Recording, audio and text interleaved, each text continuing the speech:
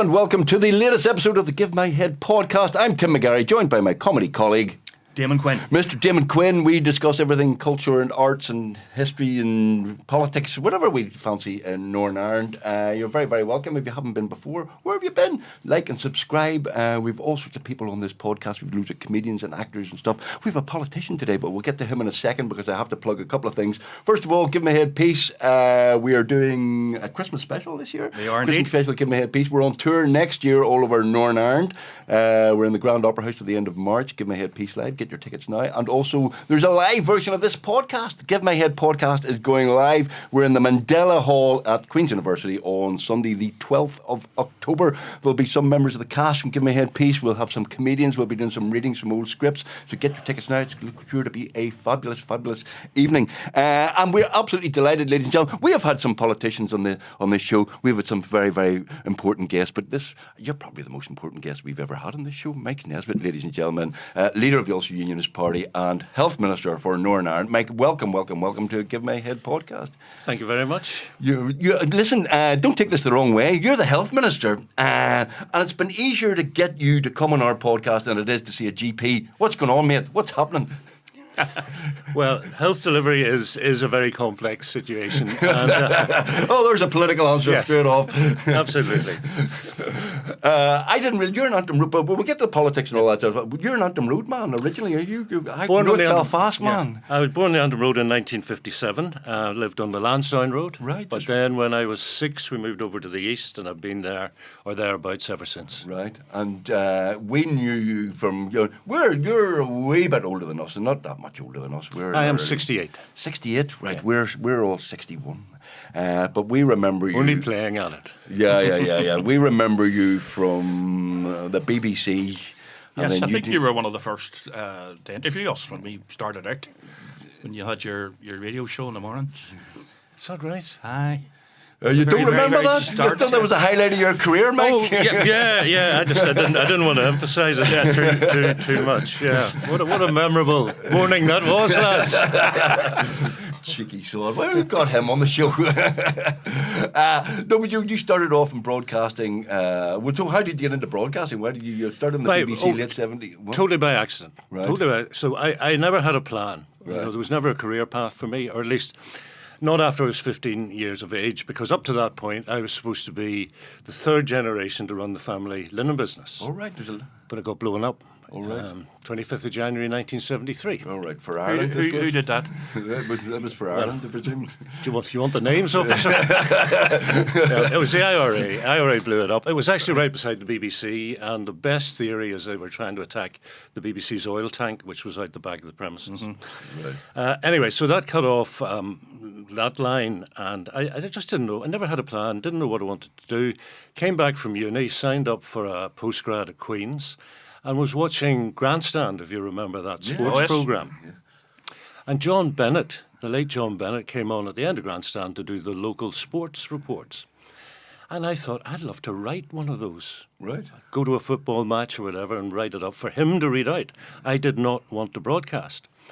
So I wrote to the BBC, and they came back to me and said, you can't do that writing unless you're in the union. And I said, no problem, I'll join the union. They said, no, you can't join the union unless you earn something like 70% of your income from journalism. Right. Mm-hmm. And I said, but that's a catch-22, is it not? And they said, yep. But you can broadcast on radio. All right. Okay, you could be without having to be in without being in the National Union of Journalists. So I never wanted to broadcast, but it was the only route in. So I went out, I watched a cricket match actually over the weekend, went in, did an audition, and that was the start of my career. Where were you at university? I went to Cambridge to Jesus College, or to give it its full title, the College of the Blessed Virgin Mary, St. John the Evangelist, and the Glorious Virgin St. Radegund. Ah, right. A good and I'm a Protestant. Yes, you went to the... What did you study in Cambridge? English Lit, right. Alongside Nick Hornby, a name you might be familiar with. Yes. Yeah, fever pitch and all of that. Huh? Yeah. Nick and I were besties at uni. Right. And I still have a photo and a little quote from him. Keep it in the ministerial office. The day we were walking down to do our first final exam, he told me about reading about a guy who'd been on death row in America, and as he was being taken to the chamber, the gas chamber or the electric chair, whatever it was, his friends are all standing at the bars of their cells, and it's all very sombre. And apparently as he walked past, this guy said, well, this will certainly teach me a lesson. And we did our first final, which was a bit of a shock, to be fair. And that night I was checking my pigeonhole before we went for a pint, and he'd ripped up, it was part of a Save the Children collection envelope. Okay. And when I turned it over, he had written, well, that certainly taught us a lesson. Sorry, the lights went out there very suddenly. I don't know what that was about. I think that was because Jesus College was going, what? Jeez, the head of the Ulster Unionist Party. What happened there? Yes. I thought we taught this young man. Well, I wasn't smart enough to go to Cambridge, but my son went. Did he? Yes, so I got to go and visit him. It's a nice wee town. It's a lovely time. Yeah. Yeah. Yeah, it was. Yeah, he's. I did a gig in Corpus Christi. Is it Corpus Christi? Corpus College? Christi, there's a Yeah. Corpus Christi. Yeah, there's a couple of dozen colleges. Yeah, rather nice place. Yeah. So, how Yeah. did you go to Unionist boy? Are you Unionist? I was a Campbell boy. Campbell boy. All right. All right. Okay. Like, no, that's okay. I was a Campbell boy, and then for a short period of time was a Campbell governor. Right. And I had this idea that, on St. Patrick's Day, you've got the Schools Cup rugby final, it used to be the McCrory Cup final in Yes. GAA football, and then you had soccer, had a cup final. And I wanted to bring the three of them together the next week and have a kind of charity match, a game of three halves, something Right. like that.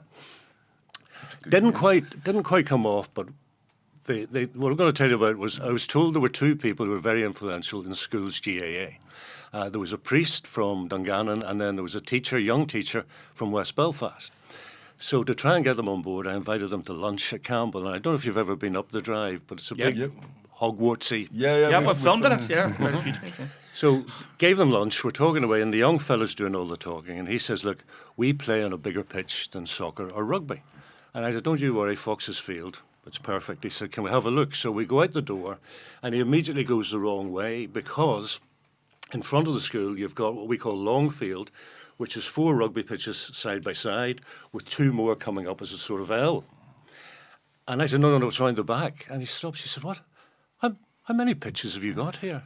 And I said, well, 14 if you include hockey and soccer and rugby. He says, 14? How big is this site? I said, well, we call it 100 acres, but it's actually 96. He goes, 96 acres? How many pupils? I said, well, we rounded up to 1,000, but it's 942. He goes, my God, we have 2,000 pupils on like 3 or 4 acres. So we're walking on, and he looks at this building separate from the main building. He says, what's that? We said, well, that's design and technology. You have a separate building for design and technology? He said, there's a whole new build then. What's that? We call it middle school. It's for the 11 to 14-year-olds. And his shoulders are slumping at every turn. Right.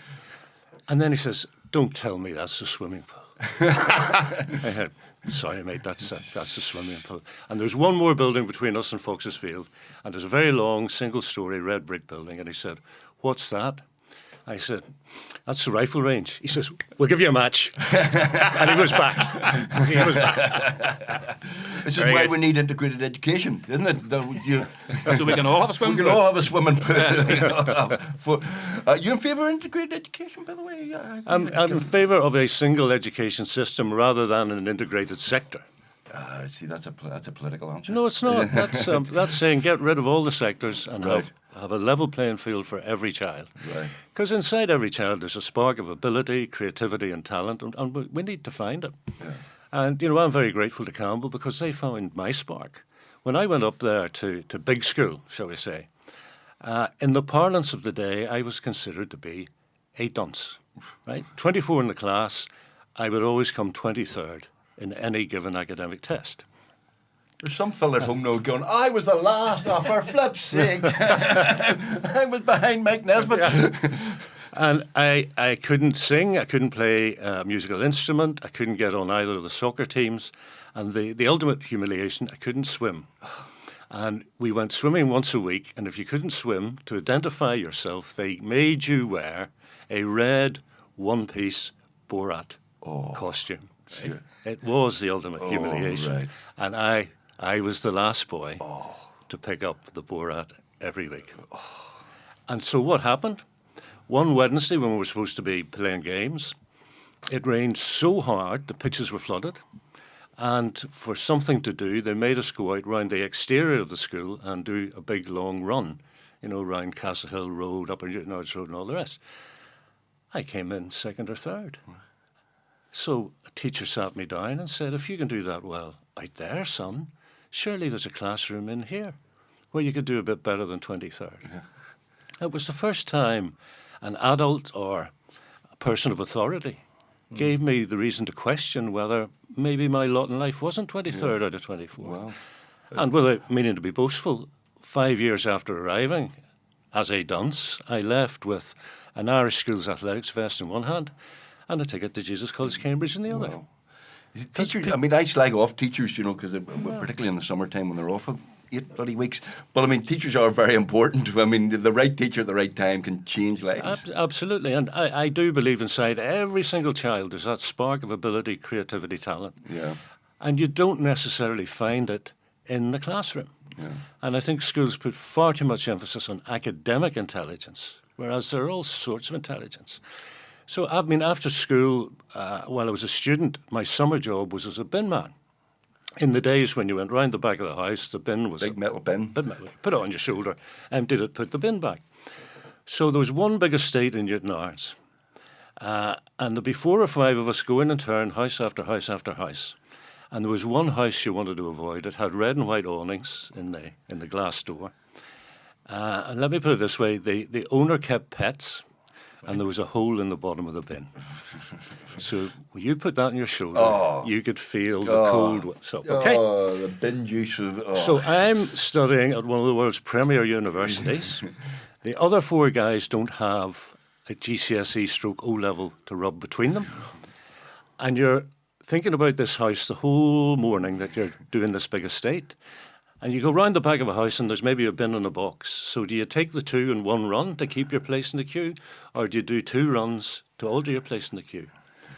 Every week, who got the bin with the hole in the bottom of it? Yep. That's because they were smart. Exactly. They worked it out. They had an intelligence that I didn't have. Yeah, you see.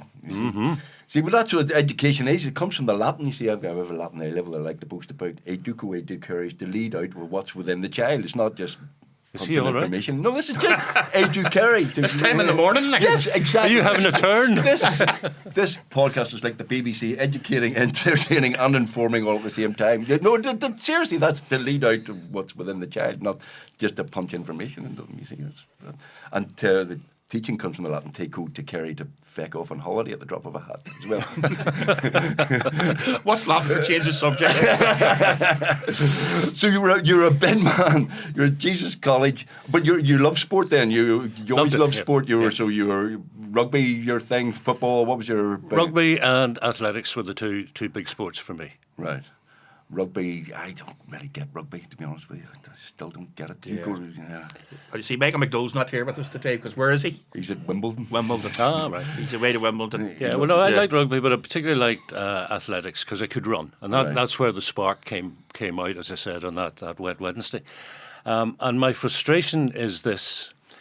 I came second to the same individual from Belfast Inst in the County Down Championships, the Ulster Championships, the Irish Championships, and the British and Irish International Meeting in Meadowbank in Edinburgh. Right. To the same guy who went on to be a GP. Right. And if I ever find out which practice he's in, I'm going to close it. I joke. We know you wouldn't do that. You love GPs. You get on with GPs, don't you? I see GPs as the future, and it's what I call the shift left. So all the emphasis at the moment is on acute hospitals, where people are very sick. What I want to do is get into prevention and early interventions, and that means shifting the emphasis to GP surgeries, to community pharmacies, to neighbourhood, and that's going to be the future of healthcare delivery, neighbourhood healthcare. Or we could end up with your GP's just a computer you talk to. You AI. Say what's wrong with you and they'll spit it out. Well, that certainly won't be in my time. So UUP leader, second time around. What made you want to do it twice? I'm not sure that I particularly set out to do it twice, but there was an unfortunate set of circumstances which led to Doug Beattie standing down, and I was asked if I would stand in. Right. So. How did you get into politics? Were you always interested? Well, obviously, you went from sport and then you went from BBC to UTV. You were doing a lot of big political interviews, so you met all these people. It's a kind of a wiggly line that got me here. And I know people say, we remember you from your political interviews. Yeah. The stuff that I think, if there was anything that I did that I think has merit beyond the kind of 24-hour news cycle, it was giving a voice to victims. Yeah. Because back then that was not common. You know, it's pretty common today, but it wasn't back then. So if you take the starting point as the 25th of January 73, that bomb, I mean, Dad was 49 years of age at the time. He had been brought up by his father to take over and be the second generation. In the moment of the explosion, every certainty in his life disappeared. Yes. But every responsibility was still there. He was still married. Yeah. He still had 3 young children. He still had a house and a car to run. And suddenly the monthly income had dried up. So that's what got me interested in the politics of this place and the human cost of conflict. Yeah. So as a journalist, giving a voice to the human cost, getting people to tell their stories was very important to me. And then I went into the Victims' Commission when that was being set up. And then the next logical step was politics. Yeah. Yeah, to be fair though, I never got the impression when you were a journalist that you were like you were pretty fair and equal. Yes. That you leant a certain way, or that you had your own political views, which everyone has. I mean, when Jeremy Paxman announced, after it all, when he retired, here, guess what? I was a Tory all along. You were going, yeah, really, Jeremy? Like I never guessed. Andrew Neil, obviously can't hide, where he's coming from. But you were always pretty balanced in your interviews. Well, I like to think so. And at UTV, they had things called the Pinks, which was an A4 page that happened to be pink, and that's what they filled in any time somebody phoned in with a complaint. So particularly the Thursday night counterpoint programmes, which would tend to be the political ones. When we were leaving, we would ask whoever was on reception, can we see the pinks? And the pinks would be 2 piles, pretty even. Yeah. One saying it was an orange bee, and the other saying it was the other. Yeah. And I think, well, that's happy days. And that means you're doing well. I'm knowing the big bits on both sides, so happy days. Well, that's it, David. We worked with David and Seath on, we've got a big break on Talkback, and it was exactly the same sort of thing. He used to have the same... Wasn't David brilliant? We love David Dunseith. He literally gave us our big break on Talkback away in the early 90s, and we used to do a 5-minute live piece every Friday. And yeah, I learned a really important thing from David, and I call it the 3-question technique. Okay, and I heard it when he was interviewing somebody. It was an election phone-in program on Radio Ulster, and the poor fella he was interviewing had the poor judgment to think David was sympathetic to him. So David asked the first question, was quite a soft one, just open question, the guy talking, and he answered it, well, Davy, blah, blah, blah. The second question was what I called the nudge, where David was taking him onto the area where he thought the guy was vulnerable. So the second answer started, well, David. And then the third question was what I called the punch, when we went for him. And that answer started, now look, Mr. Dunseith. So I started to use that. And a guy I was very, very fond of, ex-deputy leader of the SCLP, Seamus Mallon. Oh, yeah. So one morning I'm going in to do Good Morning Ulster at the Beat. And I can't remember the story, but they said, it's so-and-so for the Unionists. And it's Seamus Mallon on the phone from London for the SDLP. So I thought, we're going to do the 3-question trick here. And it worked perfectly right up to through the punch question. And Seamus, who was quite a sparky character, did not rise to it. And there was time for one more go. And again, totally calm, answered the question, no problem. It ruined my day, by the way. So we go in the next morning, it's a new producer, different show, different stories. And the producer says, and it's Seamus Mallon on the phone from London for the Nationalists. And I said, he was on yesterday. And the guy said, I know that's unusual, but look, it's their call. So it's Seamus Mallon. We're on a tape. Seamus is going to be live next on the phone. The producer comes in, taps me on the shoulder. I take the headphones off, and he says, look, I didn't hear yesterday's programme. I've no idea what went on between you and Seamus Mallon. And I don't want this to affect how you're planning to do this interview. But you need to know this. when he picked up the phone, the first thing he said to me was, "If that effort tries to wind me up again today, I'll do him." Right. It's okay. It's a podcast. You can swear in this one. So he knew you were getting at him. Yeah, he knew. Yeah. And the thing about that, about 2 weeks later, I was in a pub up around Queens with a mate, and we were just finishing up and about to go, and the barman plunked down 2 pints of stout. And we said, we didn't order another round. And he pointed to the corner, and sitting at a table in the corner, lifting his glass, Seamus Mann. Yeah. Very good. So were your family involved in politics at all? No. Obviously no history. Having your business blown up might give you a certain point of view on things. No, Dad. But there was no history. No. And who was who was the most difficult customer that you had when you were... Bob McCartney. Oh, Bob. Yeah, I remember the Sunday, the day before I did my first Good Morning Ulster. I was out with some friends and they said, "I suppose you're really dreading being told you have to interview Ian Paisley tomorrow." And I said, "No, Bob McCartney I think would be the most difficult." And sure enough, I got Bob McCartney on day one. But I mean, he was some intellect. Yes. Because you were getting the barrister there, weren't you, the QC? Yeah. As he was then. Yeah. He took no nonsense from you, is that what you're saying? Or is he... He took no nonsense from anybody. Yeah. Bob, Bob was the younger listeners and viewers may not remember. Bob was a member of the Ulster Unionist Party. Definitely wasn't one of the Beatles. No, he definitely. Born on the Shankill. One of the best barristers this country's probably ever produced. Yeah. Incredibly successful. Huge house in Coltra. Yeah. Very successful man. Dabbled in politics. Yes, he was Ulster Unionist. Then he became UK Unionist Party, and then kept falling out with people, didn't he? Bob. You may say that. He's still around, you know. He is still around, but can he libel me? Can I libel him by saying that he fell out with people? No, he did. I'm saying nothing. He had a fractious relationship with some of even his own colleagues. Is that fair to say? Maybe it might be time to move on. Oh. Yeah, he's still a very big intellect. Yeah, but a great man of his time. A great man of his time. Charming gentleman. Huge intellect. Yeah, absolutely. And we wouldn't want to label anybody on this programme. And because it's very you can leave and label Gerry Adams these days. Let's talk about Tommy Patton instead. Do you remember Tommy Patton? Yes, I do indeed. DUP Mayor of Belfast. Yes. Famous for his kind of spoonerisms. Yes. So what was it? They got a gondola for the lake up in North Belfast, and he said we should have got two and let them breed. Yes, that's right. Yeah. And there was a room in Belfast City Hall that needed touched up. And he said it's nothing the good coat of Durex wouldn't cure. But my favourite in terms of moving on was Ivan Litton was sent to interview him one day when he was Lord Mayor, and the way it worked often was another journalist doing a different story would say, "I tell you what, would you ask the Lord Mayor about my story as well?" Mm. So Ivan has him, I think he's standing on the Antrim Road, and Ivan asks him about his story, and he gives a very long answer, and Ivan's getting a bit frustrated because time's tight, and he wants to ask the question for Jeannie Johnson or whoever else it was who had asked him. So he says to the Lord Mayor, "No, Lord Mayor, could we now move on?" And the Lord Mayor said, "Certainly," and walked off.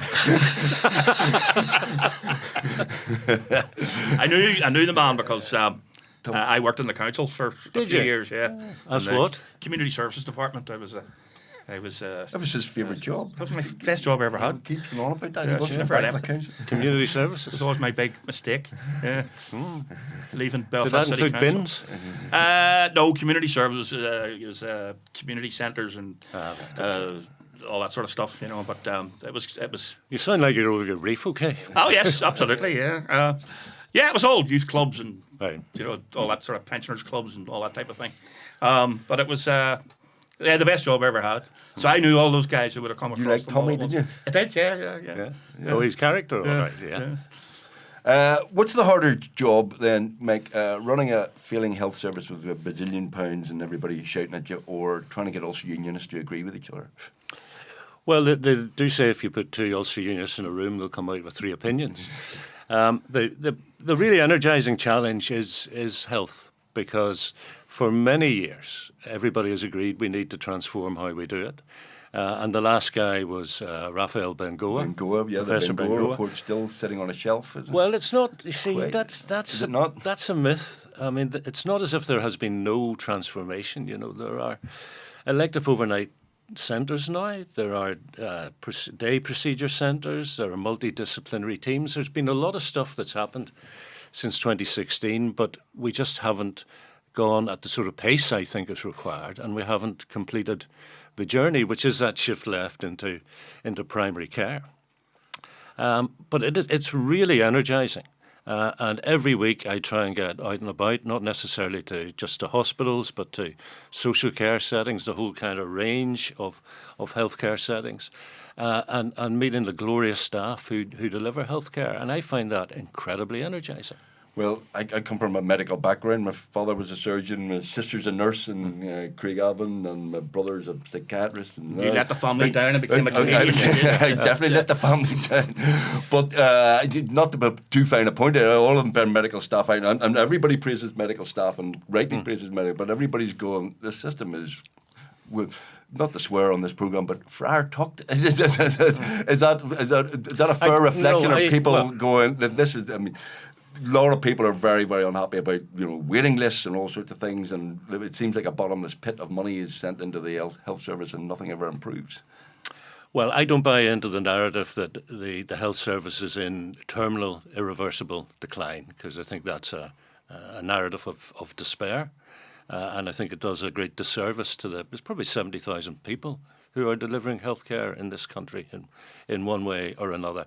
There are huge challenges.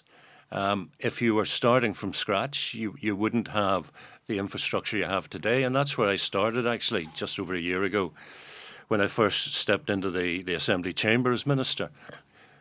Picture Northern Ireland as a blank map with no healthcare provision.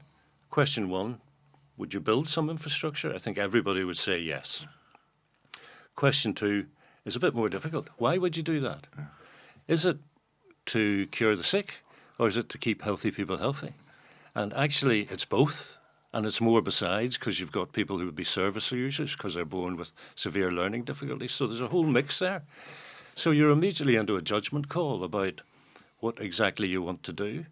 And even if we all agreed that keeping the healthy is the priority, you're never going to be able to achieve that 100%. So you're still going to need acute hospitals because people are still going to get sick. But if you do that judgment call, the map that you would create would be significantly different from the map that we actually have. So how do we get from here to there in manageable, affordable chunks? Well, this is where people go, well, this is the problem with our political system, is that nobody wants their local hospital to close, and everybody says, yeah, we need to implement bingo, and we need to rationalise, but everybody goes, I want a hospital around the corner from where I live, and well, how dare you close my hospital? Well, the research we've done actually suggests that people are now prepared to travel. So it's not a question of closing hospitals, but it's maybe a question of not every hospital doing everything. So if you think that your local hospital is going to do everything you need, you probably need to think again. So, but again, our research says people will say, for the procedure I need, if the specialist centre isn't a local hospital, but it's 20, 30, 40, 50 miles away, I'm absolutely prepared to travel. Now, I would like my pre- and post-procedure treatment nearer to home. But I'll go to Altnagelvin, I'll go to the Southwest Acute, I'll go to Daisy Hill, I'll go wherever I need to go.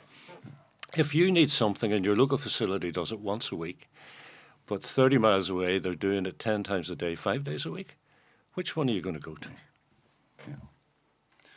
So in terms of, speaking about terminal decline, like changing the subject. Why are you looking at me? Unionism. Is unionism in a healthy state these days, do you think? Unionism, I think, needs to be a little bit more self-confident. That would be my, and I think we need a little bit more hope. I think everybody needs a little bit more hope. I mean, I do think back to the 1998 agreement, the 10th of April.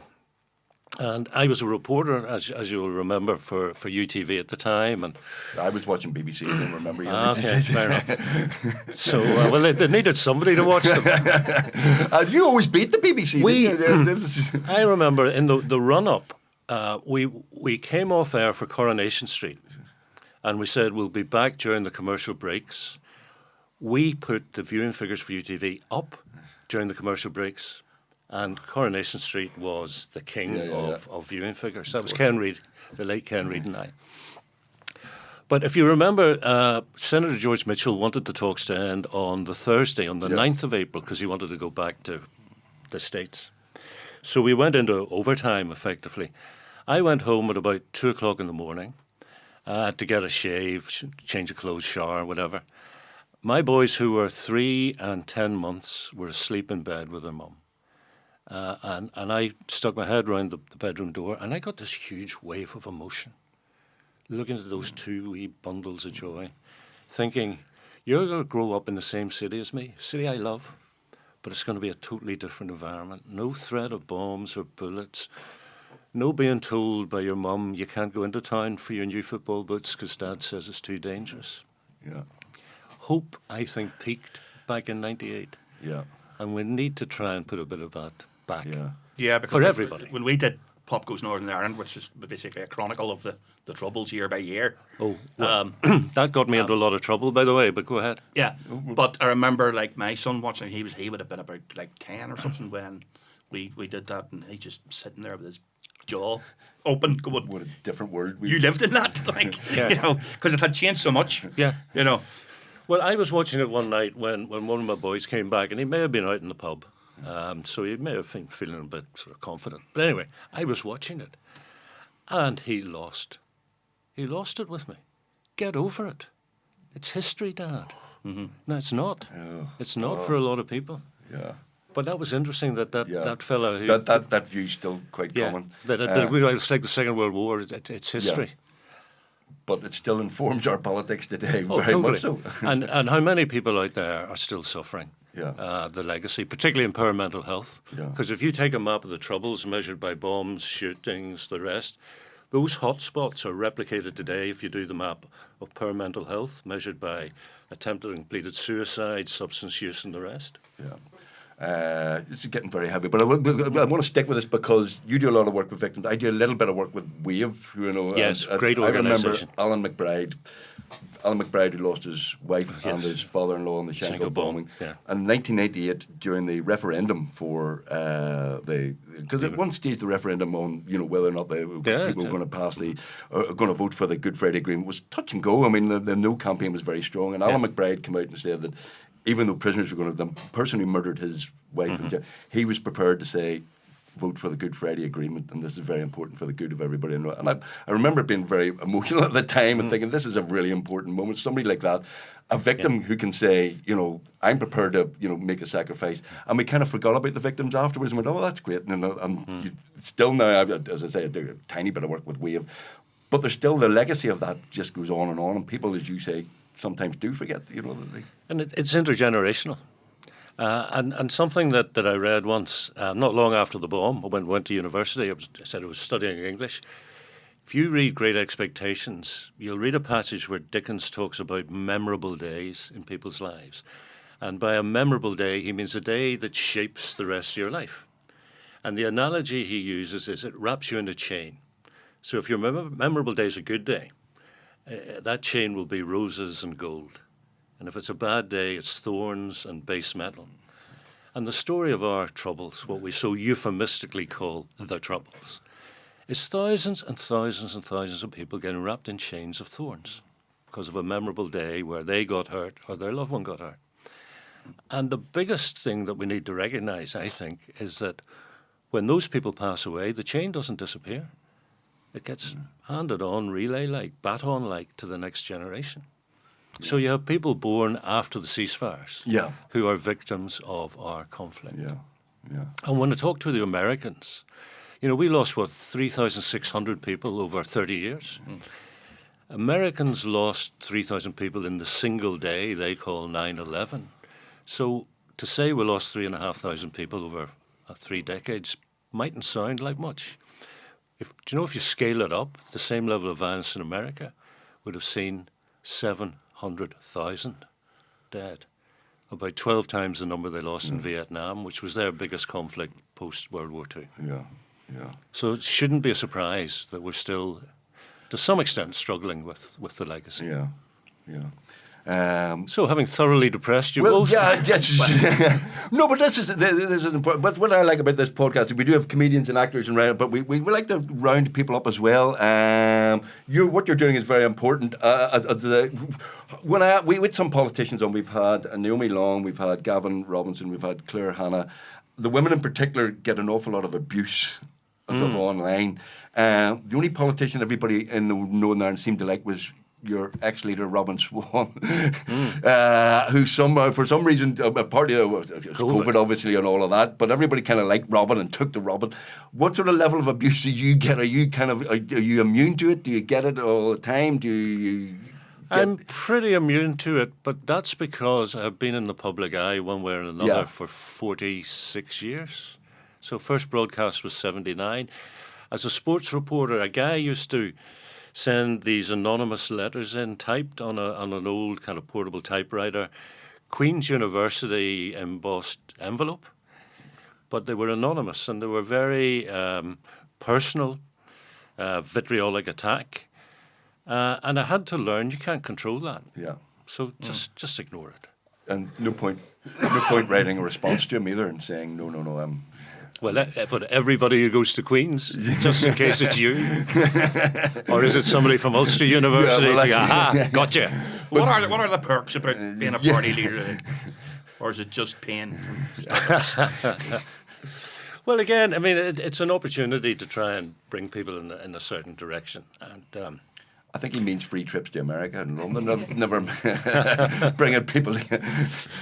No, well, unfortunately, the Ulster Unionist Party does not have that sort of cash. So, no, I think that the perks are trying to offer a vision for people. You know, the Ulster Unionist Party governed this country for the first 51 years. And looking back, that majoritarian style of government is never going to work here. It has to be. Some people would say that's a little euphemism, but we'll take that. So, you know, we had the conflict. We learnt the lesson that we needed to go forward together. Consociational, to give it its technical term, or power sharing.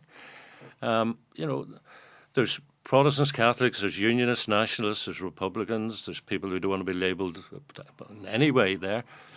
All living here. Nobody's going away. Everybody's got a right to be here. So let's learn to muddle along together. But you look at the Ulster Unionist Party from where it was, even at 98, to where it is today. You're seen to be one of the more liberal unionists. But for some reason, we still, even the SDLP have the same problem. We know with Sinn Féin and the DUP stand these things, and they're the bosses at the minute. But neither of those parties can still throw off the shackles of, you know, the SDLP is a Catholic party and the Ulster Unionist Party is a Protestant party. Do you have any any Catholic MLAs, any Catholic, you know, do you have many Catholics who are supporting the Ulster Unionist Party, and why can you not break out of that bang? Well, we have had Catholic MLAs in the past, John Gorman, for remember example, John, yeah. I would imagine we're still largely Protestant in terms of makeup, but I don't know, and I'm not particularly interested in that. What I'm interested in is maximising the number of people who are enjoying a quality of life and a standard of living that pleases them. And it seems to me, when you look at some of the stats, like economic inactivity running at 27%, that's more than 1 in 4 people of working age who are neither in a job nor looking for a job. That's quite shocking. Can you imagine a life where every morning you wake up without a reason to get out of bed? Because there are far too many people in our country who are living that sort of a life. Not because I felt that this morning, to be honest with you. Just, yeah, you thought, God, I'm doing Nesbitt today. Duvet day. Yeah, I get it. So, you know, what I would like to see is let's maximise the number of people who wake up feeling good about life, get out of bed because there's something to be done that they think is important, that they're financially secure, their children or grandchildren are getting well educated, they've got access to good public services, not least in health, they've got a good standard of living, good quality of life. I mean, what's not to like about that as an ambition? I agree with all of that, but that sounds very idealistic. But a lot of people are saying, well, the political parties aren't providing that. They're not rushing out and going, well, Mike Nesbitt believes that, I must rush out and vote Ulster Unionist Party, I must vote Well, what we did back in 98 was we designed a system of government that got everybody into the tent and stopped the violence. Yeah. They didn't sit down to say, let's design the most effective, efficient system of government the planet's ever seen. But at this stage, this remove from 98, 25, 27 years on, surely we've got to think about now, what is an efficient, effective system of government, and how do we start delivering? And one of the things that encourages me is that around the executive table, I think there's a recognition now. There's very little that one minister or one department can achieve. So one of my passions at the moment is trying to tackle health inequalities. So this day, we could go up, the nearest acute hospital, nearest maternity unit is probably the Ulster hospital. 2 girls born today might grow up a mile apart in the capital city of this country, one in the area of the greatest deprivation and one in an area of the least. Do you know what the difference is in their healthy lifetime expectancy? No, but I expect it's 14.1 years. 14 years. 14 years. In 2025, quarter of the way into the 21st century, in a first world country, one can expect to get ill 14 years before the other one because of that postcode lottery. But to cure it, it's not just about health. International research says it's 20% health interventions, 40% is socio-economic interventions, 10% is the environment, and the other 30% is behaviours like smoking. Yeah. So the tobacco and vape bill that's going through Westminster will apply here, and that will help, because the rates of smoking and smoking-related illnesses are much greater in areas of deprivation. Yeah. Yeah. So, but you need the whole executive. You need the Minister for the Environment, the Minister for the Economy. You need everybody working on that if we're going to address that obscene 14.1-year gap in healthy living expectancy.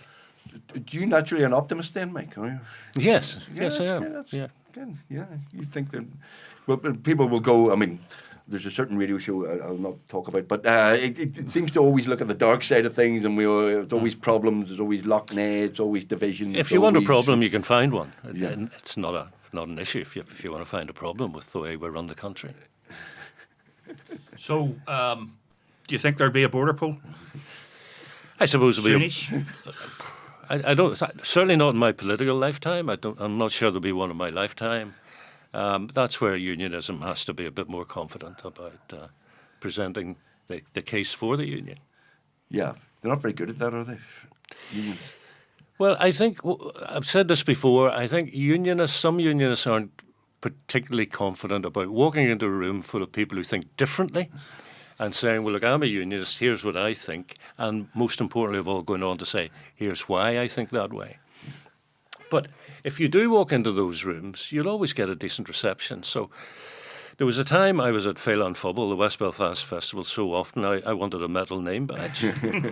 I remember debating with the late Martin McGuinness in Donegal.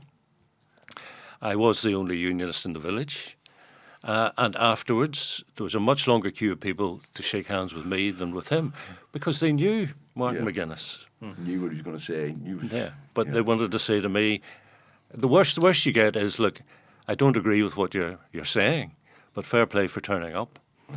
And then I went to Crossmaglen, and that was with Martina Anderson. And she actually seemed to me was getting quite cross because all the questions were coming to me, again, because they knew exactly where Martina and Sinn Féin lay. Yeah. You know? And I mean, when you start off with your opening remarks in Crossmaglen with, thank you for the invite, I have to confess my ignorance. Excuse me. I didn't realise there was an Ulster Unionist branch here in Crossmaglen, never mind such a popular and well-attended one. You're off to a fly. Yeah, good luck to the Rangers. Yeah, Crossmaglen Rangers, that's it. Anyway. But no, that sort of stuff is important. I do a history show with David Hume. I know you do. Yes, very good. Thank you very much. Did you hear that, BBC? It's very good. We commissioned It does not have bonus written all over it, that But David Hume and I would come from completely different backgrounds. But we can argue respectfully about the past and things like that. And yeah, I would say that, unionists do lack a certain self-confidence. They kind of go, well, they not relax and get rid of the influence of certain people from Donegal who like to cause a lot of fuss about bonfires and this, that, and the other, and marches and Irish language signs. Well, I do think we could learn from being a bit more relaxed about our position. Yeah. That's very diplomatic. Do we get Jimmy Bryson on the show? Jimmy, if you want to come on, absolutely. Give My Head podcast. We're very open to anybody. Well, how do you relax, Mike? What do you? We had some politicians, and they're kind of sometimes they're very guarded. You know, how do you? Are you a big comedy fan? Did you like Give My Head piece? Do you go out to gigs? Do you like music? What do you? I do like Give My Head piece. Yes. I the do. health minister. Can you say you should be available on the National Health Service? Do you think laughter is the best medicine? I came to one of your recordings. Did you? Yeah, yes, a few years ago now, but yeah, I did in Blackstaff. Yeah. Yeah, no, I like your show. I like to write with comedy. I watch a lot of sport. Right. I do some reading. I do some walking. Previously, used to like golf. Right. But my clubs don't speak to me anymore. They're in the garage, and since I took up this role, I think I've had 1 9-hole round of golf. Actually, last time I was party leader, I was actually a member of the golf club, Shandon Park, and at Christmas they send out the kind of invoice for the membership, right. And it was £1,100 for the year. And when I checked my diary, I had played twice. 550 quid a round. To not be very good. However, per shot, still great value. But that was the end of my membership of a golf club. Yeah. So rugby, you go and watch Ulster, would you? I would. Yeah, I haven't been much the last couple of years, but I was a season ticket holder for quite a while.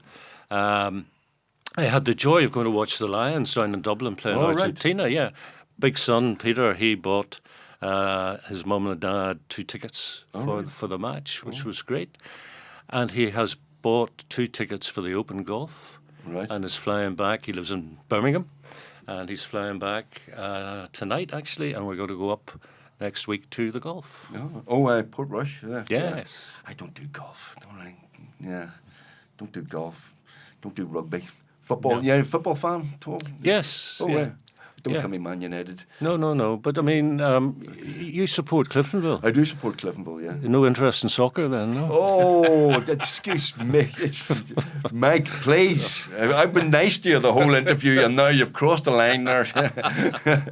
We were actually in Europe tonight. We're playing a team against Gibraltar tonight. I should be there, but I sacrificed myself. I should be in Gibraltar watching Cliftonville beat St. Joseph's, but I decided to... No, I'm actually quite fond of Cliftonville. I go back to Jimmy Brown as manager. Yes. And you won one of the midweek trophies at Windsor Park. Was a Gold Cup or... Yeah, it was a County Antrim Shield or a Gold Cup. It might have been a Gold Cup.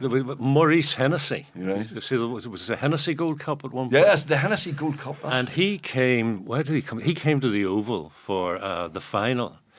Came over from France. And he had a hire car. Anyway, they had a meal before the match. I remember I was sitting beside him. And he said, I'm going out to the car because I've got some cigars. Mm-hmm. And he disappeared. And he didn't come back for a very long time. Because security wouldn't let him back in because he didn't have a pass. And he said, I am Maurice Hennessy. Yeah, Welsh accent. Getting back to the politics. He knows nothing about football, you see. No, I'm a West Ham fan, by the way. West Ham? All right, Leeds United. It's a man of a certain age. The Wham? The Wham, West Ham. All right. Yeah. Wow. That's okay, I don't mind West Ham. Getting back to the politics. Mm-hmm. Does Jim Ulster not have a point when he says that no matter who you vote for, under the Hunt system, you get the government? It's not like you can't really have an opposition. You can't really change your government. You're going to get the same people all the time, constantly in power. And does that not lend itself to cronyism and corruption and ennui and all the rest of it? Well, I think 2 points to that. I've already said majoritarianism doesn't work in this country. You have to have power sharing. And the history of power sharing from 1998 is that you started off with the SDLP and the Ulster Unionists as the main parties of government, and now you've got the DUP and Sinn Féin as the main parties of government. So you do get a churn.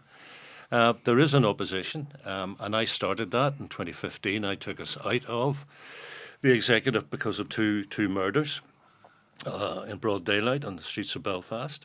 And then the following year, 2016, with Colm Eastwood, the SDLP, we formed the first official opposition. Did you? When was UConf? UConf was sort of 2009, 10. Right. Can you tell me any other country that has the hunt? No, I can't. Lebanon. See, Lebanon. educating, entertaining, Exactly informing. has the hunt. Are you a frustrated politician? Does Lebanon have the hunt? Yes, they've got the hunt. Yeah. Right, Yeah, so yeah. that's they have to have a Muslim president and then a Yes, Christian, Lebanon and has the hunt. and then, all right, okay. And does it work? Well, Lebanon. If they stay away from Israel, it'll be all right. You know. Well, I mean, the thing about it is, you were talking about your children being very young in '98. Yeah. My son was born literally in March '98, just literally before that, and has grown up in a different society. But we're still a very divided society, which is I bang on about integrated education. Politics is very divided. It's still very sectarian, no matter what you say. Integrated education is still only 7% of pupils are in formal integrated schools, and it should be more, shouldn't it? It should be more, but as I say, I think there should be a single education system for everybody rather than. But how do we get out of that bind of Protestants are all going to go to the same school and are all going to vote Unionist, and Catholics are all going to go to the same school and vote for nationalist parties? Which is kind of stagnating the society. Yeah. But you were. Were you surprised at how well Paisley and McGuinness got on when they absolutely, were? yeah. Did that take you by? Was everyone? We were all a bit surprised by it, but. You'd interviewed them separately yourself over all those years. Yeah, very surprised. Did it come as a big surprise to you? Oh, totally. I think the way they did. Yeah, we're working in journalism. There were a lot of things that made headlines that you kind of knew were coming, just from people like great people like the late Ken Reid. It was so well got with politicians that they'd be able to say, "Big thing's going to happen next week." This one was the exception. This came totally out of the blue, and thinking of Martin McGuinness, when I took over the leadership the first time in 2012, he was leading Sinn Féin up at Stormont. I was thinking about my dad, 49 years of age, what happened to him the day of that bomb. It was an IRA bomb. Martin was unashamedly proud IRA commander, even saying so when he was a politician. So how am I going to do business with this guy was the question I was asking myself. And what happened was we ended up going for a big long walk, around the grounds of Stormont. Frightening the bejesus out of the woman out walking the dogs from Massey Avenue. They turn a corner and looked, it was like Basil Fawlty, like, oh my God, you two. And we ended up at Carson's statue. There were two women with bicycles. And it turned out they were Chinese tourists. So we stopped and we're having a chat with them, and they said, is it possible to look inside that big building, pointing to Parliament buildings? And we said, yeah, sure. So come with us, and we took them up the east side where that big security hut is that you go through before you get into the building. And we could see they were looking at the hut, pushing their bikes, thinking, do we take the bikes into the hut? Because it doesn't look like there's space, and what do we do? When one of the security guys came out and he screwed his cap on and he went up to the barriers, pressed the button, the two barriers went up. We ignored the hut and walked straight through, saying to them, come on. And they're looking at us.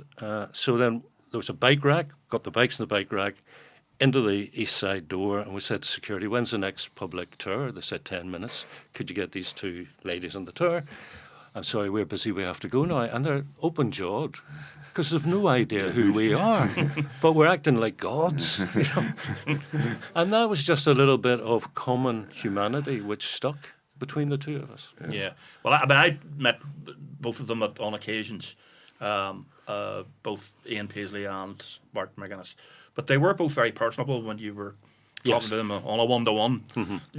Obviously not. I wasn't interviewing them on a show where they had to, on a politics show where they had to, show their colours and all that sort of stuff. So anytime I met them was in a different, more of a social circumstance. But they were both quite personable. They were personable, and Paisley used to come into the studio. If he was doing a live interview, you'd always have a pile of papers, and the schoolboy error was to look at the top paper to see, that upside down reading trick, and think, oh, he's going to talk about police, because that was always to throw you off the scent.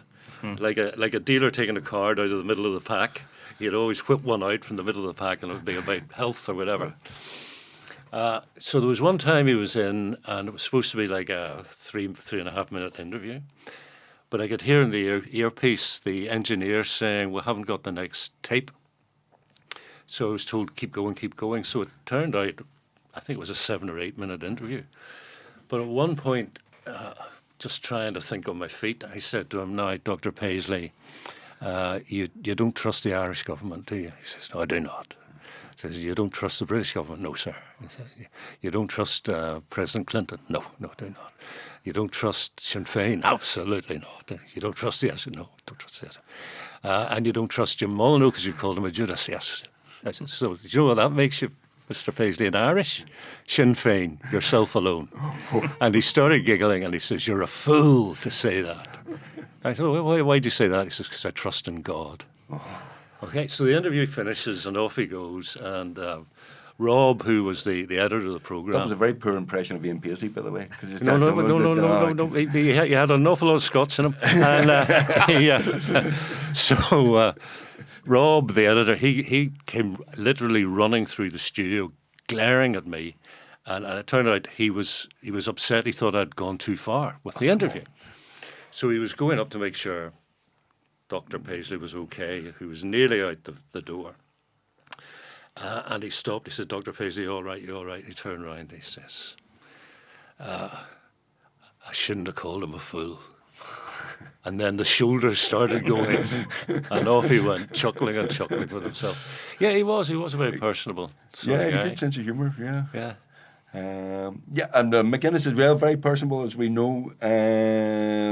David Trimble taught us Irish land law. Did you know David? I knew he was a lawyer, a law lecturer at Queen's. He taught you. Irish land law. He did indeed, yep. Hence, taught me as well, yeah. Our current careers. Yes. You may say that once again. No, I like David. David was all right. Yeah. Well, you weren't involved at the time. David was involved, though. I was a journalist at the time. Yeah. I was very proud of him after the Omagh bomb, particularly going to the mass. Yes, he actually got some nonsense from the Orange Order. Yeah, saying how you go to a mass of a Catholic, and he would rise up again. He's a member of the Orange Order, and technically it's against their rules. Yeah, but he saw the greater good, and he went up to Donegal and he attended that mass. So yeah, I thought he did, and I mean to do the deal in '98 was massive, absolutely massive. The internal pressure on him must have been. Yeah. Probably no one. He was in a sort of Michael Collins situation where he was going to get a hell of a backlash, which he did. I mean, he lost all the seats. But, and got physically attacked. Yeah. But he probably knew at the time that was on the cards. Mm-hmm. But there's a bust of him in Leinster House, and this week there will be a bust of him in the Palace of Westminster. Oh, right. So he's been a big player in British and Irish politics.